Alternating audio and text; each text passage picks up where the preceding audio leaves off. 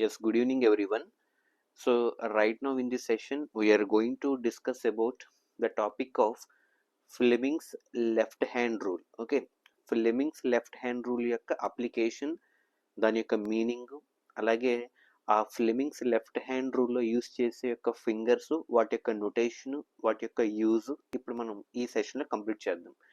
So before going to start about the Fleming's left hand rule, we need to know what is the purpose of this Fleming's left hand rule. యాక్చువల్గా మనకి ఈ electromagnetism అంటే magnetic effects of electric కరెంట్లో ఒక 2 important rules మనకు ఉంటాయి. ఒకటి right hand thumb rule. Okay, ఒకటి right hand thumb rule and ఇంకొకటి Fleming's left hand rule. Right hand thumb rule వచ్చి లాంగ్ స్ట్రైట్ కరెంట్ క్యారింగ్ కండక్టర్లో మ్యాగ్నెటిక్ ఫీల్డ్ యొక్క డైరెక్షన్ కనుక్కోవడానికి వాడతాం. బట్ ఈ ఫ్లెమింగ్స్ లెఫ్ట్ హ్యాండ్ రూల్ వచ్చేటప్పటికి the force experienced by a current carrying conductor. ఇది already మనం ప్రీవియస్ వీడియో క్లాసెస్లో కంప్లీట్ చేసాం. ఈ ఫ్లెమింగ్స్ లెఫ్ట్ హ్యాండ్ రూల్ మనం ఎక్కడ వాడతామంటే to find the direction of force or direction of motion in a current carrying conductor whenever it is placed in an external magnetic field. So ఇది already మనం topic complete చేసేసాం. ఒకసారి మనం revise చేసుకుంటే Fleming's left hand rule is used to find the direction of force or direction of motion whenever a current carrying conductor is placed in an external magnetic field. External magnetic ఫీల్డ్లో ఒక current carrying కండక్టర్ని కనుక place చేయగలిగితే అది experience చేసే force కానీ అది experience చేసే motion యొక్క డైరెక్షన్ మనం ఫైండ్ అవుట్ చేయడానికి ఫ్లెమింగ్స్ లెఫ్ట్ హ్యాండ్ రూల్ వాడతాం అనమాట. అది మనం గుర్తుపెట్టుకోవాలి. Fleming's left hand rule is used to find the direction of force or direction of motion whenever a current carrying conductor is going to be placed in an external magnetic field. అది ఇక్కడ మనం use చేసేది పర్టికులర్గా left hand అని తెలుస్తుంది, ఎందుకంటే Fleming's left hand rule అని చెప్పాం కాబట్టి.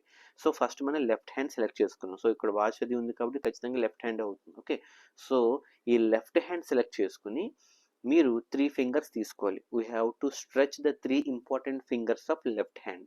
ఒకటి థంబ్. నేను ఎందుకు బోర్డు వర్క్ చేయట్లేదు అంటే బోర్డు మీద ఫింగర్స్ మనం చూస్తే అర్థం అవుతుంది, కానీ ఇక్కడ మనం ప్రాక్టికల్గా నేను ఈ ప్లేస్ చేయడం వల్ల మీకు ప్రాక్టికల్గా అర్థం అవుతుంది అనమాట. సో ఈ లెఫ్ట్ హ్యాండ్ యొక్క 3 ఇంపార్టెంట్ ఫింగర్స్, ఒకటి థంబ్ ఫింగర్, ఓకే, ఇంకోటి ఫోర్ ఫింగర్ అంటే చూపుడు వేలు, ఇంకోటి మిడిల్ ఫింగర్ అంటే central finger. Okay, so we have to select 3 important fingers from the left hand. అవి ఏంటంటే ఒకటి థంబ్, ఇంకొకటి ఫోర్ ఫింగర్ చూపుడు వేలు, ఇంకోటి మిడిల్ ఫింగర్ మధ్య వేలు అంటే సెంట్రల్ ఫింగర్. ఈ 3 కూడా మనకి మ్యూచువల్గా పెర్పెండిక్యులర్గా ఉండాలి. Perpendicular to each other. Perpendicular అంటే ఏంటి?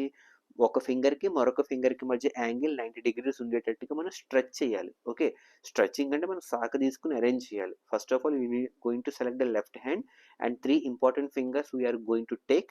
That one is about the thumb, four finger and middle finger.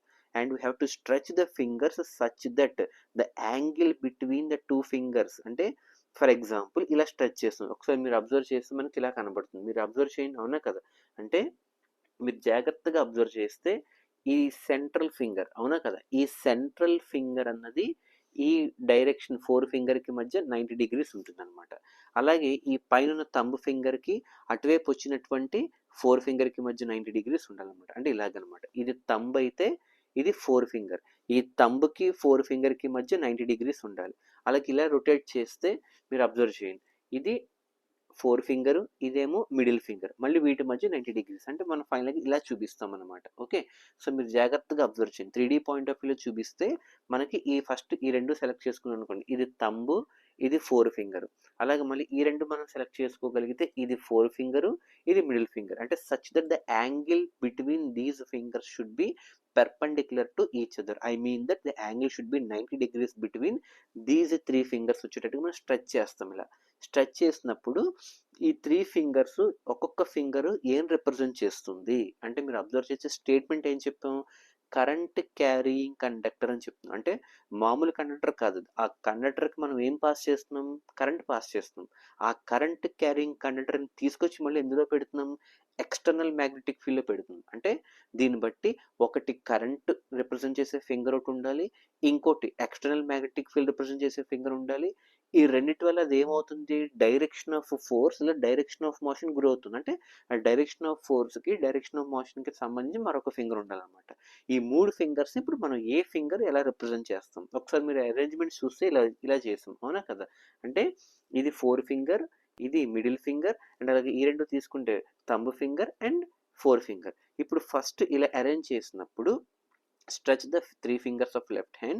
I already told you that current carrying conductor should be placed in a external magnetic field. అంటే ఇప్పుడు మనకి middle finger జాగ్రత్తగా గుర్తుపెట్టుకోండి, అవసరమైతే note చేసుకోండి. Okay, ఈ middle finger ఏదైతే ఉందో, మిడిల్ ఫింగర్ అంటే ఏంటి, సెంట్రల్ ఫింగర్. ఈ మిడిల్ ఫింగర్ అన్నది డైరెక్షన్ ఆఫ్ కరెంట్. ఓకే, ఏంటంటే అది direction of current. Direction of current అంటే ఏంటి, ఒక కండక్టర్లో మనం కరెంట్ పాస్ చేస్తున్నాం అంటే when ever A current carrying conductor అని చెప్తున్నావునా కదా. అంటే ఆ కండక్టర్లో కరెంట్ వెళ్తున్నటువంటి డైరెక్షన్ అనమాట. అంటే ఈ మిడిల్ ఫింగర్ మనకి ఏం రిప్రజెంట్ చేస్తుంది, direction of flow of current in a conductor. అంటే middle finger represents the direction of current అని అర్థం అవుతుంది. ఓకే, ఆ కరెంట్ క్యారింగ్ కండక్టర్ తీసుకొచ్చి మనం ఎందులో పెడుతున్నాం, ఎక్స్టర్నల్ మ్యాగ్నెటిక్ ఫీల్డ్లో పెడుతున్నాం. అంటే ఈ 4 ఫింగర్ అన్నది మనకి ఎక్స్టర్నల్ మ్యాగ్నెటిక్ ఫీల్డ్ అనేది రిప్రజెంట్ చేస్తుంది. మీరు జాగ్రత్తగా అబ్జర్వ్ చేయండి, మిడిల్ ఫింగర్ ఏమో డైరెక్షన్ ఆఫ్ కరెంట్, 4 ఫింగర్ ఏమో direction of external magnetic field. అంటే దీన్ని బట్టి ఒక మ్యాగ్నెటిక్ ఫీల్డ్కి ఎలక్ట్రిక్ ఫీల్డ్కి మధ్య యాంగిల్ ఎంత, ఇప్పుడు 90 డిగ్రీస్ ఉండాలి. ఓకే, 90 డిగ్రీస్ ఉంటే ఖచ్చితంగా అది ఫోర్స్ గురవుతుంది అనమాట. ఓకే, అంటే ద యాంగిల్ లేదా the maximum angle which is responsible for the direction of force or direction of motion between electric and magnetic field is 90 degrees. Here central finger or middle finger represents the direction of current and 4 finger represent the direction of external magnetic field. అంటే ఈ current వల్ల మనకు ఒక magnetic field అని develop అవుతుంది. ఈ magnetic ఫీల్డ్కి ఈ ఎక్స్టర్నల్ మ్యాగ్నెటిక్ ఫీల్డ్ కూడా యాడ్ అయ్యి ఈ రెండిటి యొక్క ఫోర్స్ మనకి డైరెక్షన్ ఆఫ్ అంటే ఒక ఫోర్స్ ఎగ్జిబిట్ చేస్తుందని చెప్పాం, అవునా కదా. ఆ ఫోర్స్ అనేది మనకి తంబు రూపంలో వెళ్తుంది అనమాట. అంటే ఇక్కడ తంబు ఏం రిప్రజెంట్ చేస్తుంది, direction of force and direction of motion. ఆ ఫోర్స్ ఎప్పుడైతే దానిలో టేక్స్ ప్లేస్ అవుతుందో ఆ టేక్స్ ప్లేస్ అయినటువంటి ఫోర్స్కి తగ్గట్టుగా అది మోషన్లోకి రావడం జరుగుతుంది అనమాట. ఆ డైరెక్షన్ ఆఫ్ ఫోర్స్ రిప్రజెంట్ చేసేదే తంబ్. అంటే ఒకటి డైరెక్షన్ ఆఫ్ కరెంట్, ఇంకోటి direction of external magnetic field. Because of these two the conductor is going to experience a force. ఆ ఫోర్స్ యొక్క డైరెక్షన్ మనకి తంబ్ అంటే పైకి చూపిస్తుంది. అంటే దీన్ని బట్టి ఫోర్స్కి, ఎక్స్టర్నల్ మ్యాగ్నెటిక్ ఫీల్డ్కి అండ్ అలాగే డైరెక్షన్ ఆఫ్ కరెంట్కి మధ్య యాంగిల్స్ అన్నవి ఎలా ఉండాలి, 90 ఉండాలన్నమాట. అంటే ఫోర్స్కి అంటే డైరెక్షన్ ఆఫ్ ఫోర్స్ పైకి ఉంది కాబట్టి తంబ్ ఫింగర్, అంటే డైరెక్షన్ ఆఫ్ ఫోర్స్ మనకి 4 ఫింగర్ అంటే డైరెక్షన్ ఆఫ్ ఎక్స్టర్నల్ మ్యాగ్నెటిక్ ఫీల్డ్కి 90 ఉండాలి. అలాగే ఎక్స్టర్నల్ మ్యాగ్నెటిక్ ఫీల్డ్కి కరెంట్కి మధ్య యాంగిల్ కూడా 90 డిగ్రీస్ ఉండాలి. ఇలా ఉంటే మనకి ఫైనల్గా ఆ ఎఫెక్ట్ అనేది వచ్చి ఆ డైరెక్షన్ ఆఫ్ ఫోర్స్ మీద పెట్టి ఆ ఫోర్స్ వల్ల అది మోషన్లోకి వస్తుంది అనమాట. ఆ మోషన్లోకి వచ్చినప్పుడు ఆ డైరెక్షన్ యొక్క ఫైండ్ అవుట్ చేయడానికి మనం యూజ్ చేసేది ఈ Fleming's left hand rule. Once again I'm saying Fleming's left hand rule is used to find the direction of force or direction of motion whenever a current carrying conductor is placed in an external magnetic field. And we are going to select the left hand and we are going to take the 3 fingers, thumb, 4 finger and middle finger, and we are going to stretch these fingers in such a direction that the angle between these 3 fingers should be 90 and 90. Okay, and stretching the fingers like that, the middle finger represents the direction of current and 4 finger represents the direction of external magnetic field, and because of these two, thumb represents the direction of force inside a conductor, and that force will lead to the direction of motion. Okay, so to find the direction of motion we are using the Fleming's left hand rule, and already we have covered the topic అది ఎంత direction తో move అవుతుంది, దాని యొక్క magnitude ఎంత ఉంటుంది. Okay, దాని యొక్క మ్యాగ్నిట్యూడ్ మనం ఎలా ఫైండ్ అవుట్ చేస్తాం అంటే దేని మీద డిపెండ్ అవుతుందంటే ఆల్రెడీ మనం చెప్పుకున్నాం, ఒకటి లెంత్ ఆఫ్ ది కండక్టర్, ఇంకోటి strength of the external magnetic field, and మూడోది amount of current what we are passing in to the conductor. Okay, 3 factors అంటే ఒకటి length, strength, amount of current.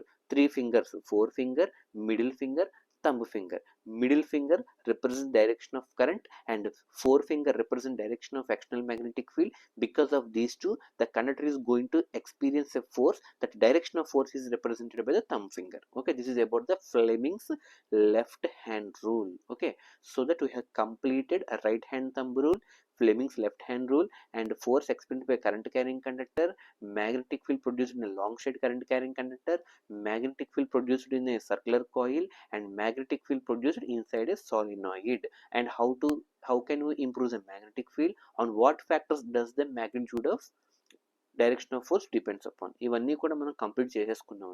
So ఇకపోతే మనకి నెక్స్ట్ టాపిక్స్ వచ్చేటప్పటికి ఎలక్ట్రోమాగ్నెట్స్. So ఎలక్ట్రోమాగ్నెట్స్ అన్నవి ఏంటి, ఎలా తయారు చేస్తారు, వాటి యొక్క అప్లికేషన్స్ ఎక్కడెక్కడ వాడతారు, ఇవన్నీ కూడా మనం నెక్స్ట్ అప్కమింగ్ సెషన్స్ మనం డిస్కస్ చేద్దాం. Okay, so this is a very very important topic. Once again I'm saying right hand thumb rule, Fleming's left hand rule. ఈ రెండు కూడా నెంబర్ ఆఫ్ టైమ్స్ స్టేట్మెంట్స్ చదవండి, ప్రాక్టీస్ చేయండి. Okay, right hand thumb rule దేనికి వాడతాము, అలాగే Fleming's left hand rule దేనికి వాడతాం, ఫస్ట్ మనకు క్లారిటీ తెలియాలి.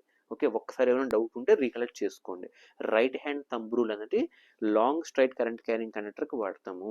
Okay, Fleming's left hand rule అనేది డైరెక్షన్ ఆఫ్ ఫోర్స్కి కనుక్కోవడానికి వాడతాం అనమాట. So this is the basic difference between Fleming's left hand rule and right hand thumb rule. Is it clear or not? So good evening, have a nice day, take care everyone.